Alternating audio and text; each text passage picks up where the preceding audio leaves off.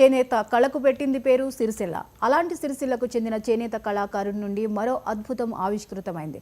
సిరిసిల్ల పట్టణానికి చెందిన నల్ల విజయ్ అనే చేనేత కళాకారుడు ఆపరేషన్ సింధూర్ పేరుతో బంగారు శాలువా నేశారు.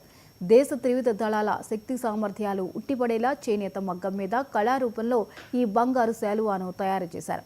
దీనిని అగ్గిపెట్టెలో ఇమిడే విధంగా రూపొందించడం విశేషం. ఈ శాలువా 2 మీటర్ల పొడవు, 38 ఇంచుల వెడల్పు, 100 గ్రాముల బరువుతో 2 గ్రాముల బంగారాన్ని ఉపయోగించి నేశాడు. నమస్తే, నా పేరు నల్ల విజయ్. నేను సిరిసిల్ల చేనేత కళాకారుడిని. గతంలో మా నాన్నగారు నల్ల పరంధాములు గారు మొట్టమొదటిసారి అగ్గిపెట్టెల ఇమిడిపై పట్టు చీరను తయారు చేసి సిరిసిల్ల ఖ్యాతిని ప్రపంచానికి చాటి చెప్పడం జరిగింది. అదే స్ఫూర్తితో ఆయన వారసత్వాన్ని పుణికిపుచ్చుకొని నేను కూడా అగ్గిపెట్టెల చీరనే కాకుండా ఎన్నో వివిధ రకాల చీరలను తయారు చేసి ఎందరో రాజకీయ నాయకుల చేత శభాష్ అనిపించుకునే కాకుండా చేనేత కళారత్న అవార్డు కూడా పొందడం ఎంతో గర్వకారణంగా ఉంది. ఈ సందర్భంగా ఈ ఆగస్టు 7 సందర్భంగా ఒక శాలువాను రూపొందించాలనే ఉద్దేశంతో ఆపరేషన్ సింధూర్ను 3 త్రివిధ దళాల ముఖ చిత్రాలు మరియు మన ఆర్మీ, మన భారతదేశాన్ని వచ్చేటట్టుగా ఒక శాలువాను రూపొందించాలని తపనతో ఆ శాలువాను రూపొందించడం జరిగింది.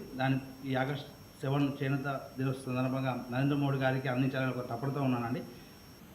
దీని పొడవు వచ్చేసి 2 మీటర్లు, వెడల్పు 38 ఇంచులు అండి. దీని బరువు వచ్చి 100 గ్రాములు. దీని పూర్తిగా 2 గ్రాముల బంగారంతో ఈ శాలువాను తయారు చేయడం జరిగిందండి. దీన్ని తయారు చేసినందుకు నేను ఎంతో సంతోషంగా ఉన్నానండి.